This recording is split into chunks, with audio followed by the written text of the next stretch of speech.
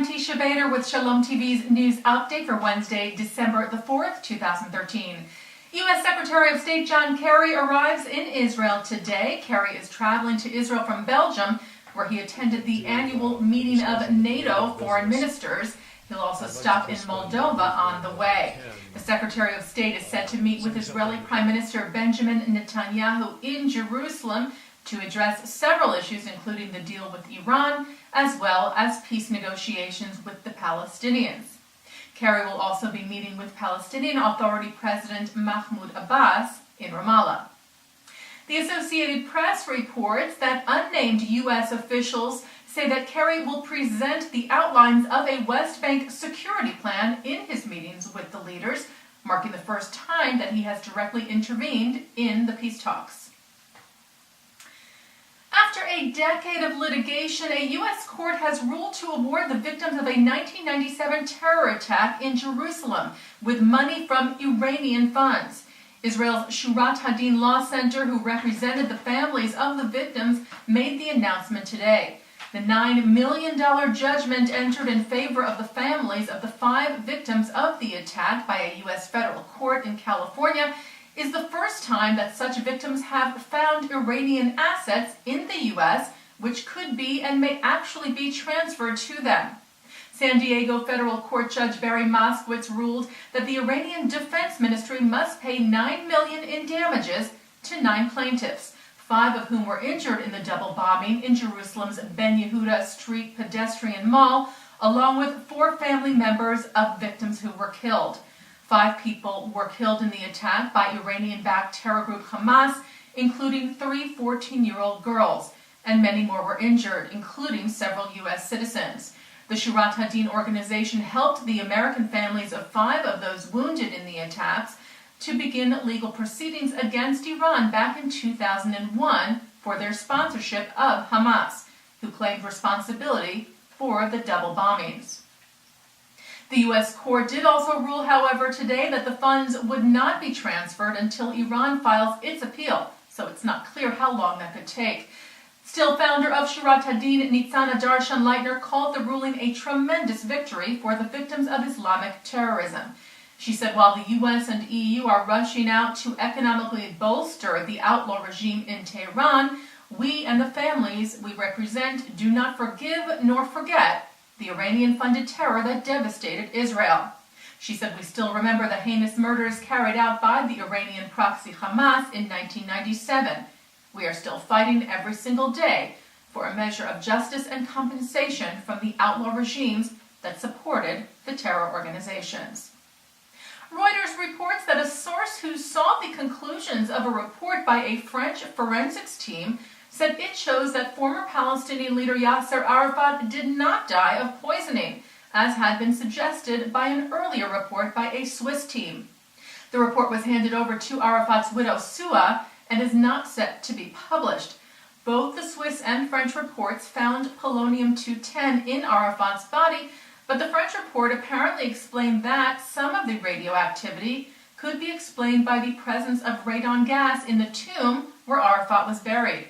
The Palestinians have long accused Israel of deliberately poisoning the Palestinian leader, a claim which Israel maintains is false. Meanwhile, a Palestinian investigator said yesterday that he would soon name the people he believed were responsible for Arafat's death, almost a decade after he began his investigation. Arafat died in a French hospital in November of 2004, a month after falling ill. The official cause of death was a massive stroke, but French doctors said at the time they were unable to determine the origin of his illness, and no autopsy was carried out. A Hezbollah military leader was gunned down last night near Beirut. It is still not clear by whom, but the Lebanese terror group immediately accused Israel of being behind the assassination. Hussein al-Wakis, who was Hezbollah's technology and weapons chief, was shot outside his home last night near Beirut and died this morning. Haaretz cited a statement from Hezbollah saying the Israeli enemy is naturally directly to blame. He said this enemy must shoulder complete responsibility and repercussions for this ugly crime. However, Israeli Foreign Ministry spokesman Yigal Palmor flatly denied the Hezbollah accusation. He said these automatic accusations are an innate reflex with Hezbollah. They don't need evidence, they don't need facts, they just blame anything on Israel. And the New York Times reports today that a Sunni militant group has now claimed responsibility for the killing. The previously unknown group, calling itself the Free Sunnis of Baalbek, which is a town in the Bekaa Valley where Hezbollah support is strong, claimed responsibility for the killing in what could be part of sectarian tensions over the war in neighboring Syria. Ron Dermer officially took office yesterday as the 19th Israeli ambassador to the United States. The American-born Dermer, who takes over the role from former Ambassador Michael Oren, was among several new ambassadors received by President Obama at a ceremony at the Oval Office yesterday afternoon. Dermer presented the president with a pair of stone cufflinks etched with a replica of the menorah tablets found at the City of David excavation site in the Old City of Jerusalem. He also gave the president a personal letter where he wrote of the unique relationship between Israel and the U.S. Dermer wrote, "It extends beyond shared values and common interests. It is anchored in a profound belief, as Martin Luther King Jr. so eloquently put it, that the arc of the moral universe is long, but it bends towards justice." Dermer immigrated to Israel from Florida in 1998 and has served under Israeli Prime Minister Netanyahu since 2009 as senior advisor in his bureau, where he also acted as liaison to the White House.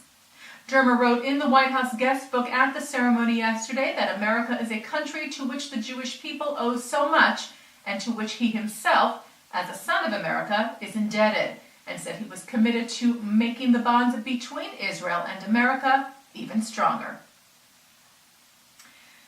Israel's chief rabbinate has removed a stipulation in its law that prevents women from becoming kashrut or kosher supervisors.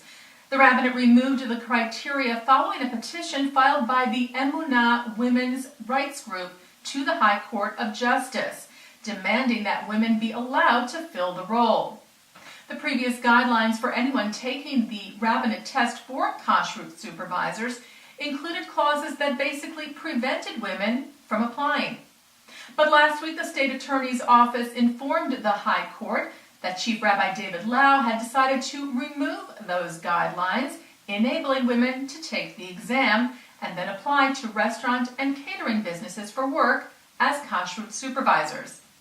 Emunah chairwoman Leora Minky called the move a historic breakthrough that would open new horizons for employment for many women in a field which was closed to them for many years. Next, a division of Birthright Israel and the Nutin Fund announced the recipients of the 2013 Nutin Next grants for social entrepreneurs yesterday. The grants are designed to support ongoing cultural, educational, service, and community building projects run by young Jewish adults for their peers. This year's recipients include David Singer, who's founder and rabbi of Makom, an innovative Jewish community in Dallas, Naomi Light, co-founder of Juicer, which teaches independent Jewish creators how to use crowdfunding to raise money for their initiatives, Jesse Friedman of the Jewish Plays Project, which puts progressive Jewish conversations on world stages, and Stephen Phillip, a rabbinic intern at the independent Jewish community of Mishkan, Chicago. Next connects Birthright Israel alumni and their peers with meaningful Jewish living and learning opportunities, both in the U.S. and in Israel.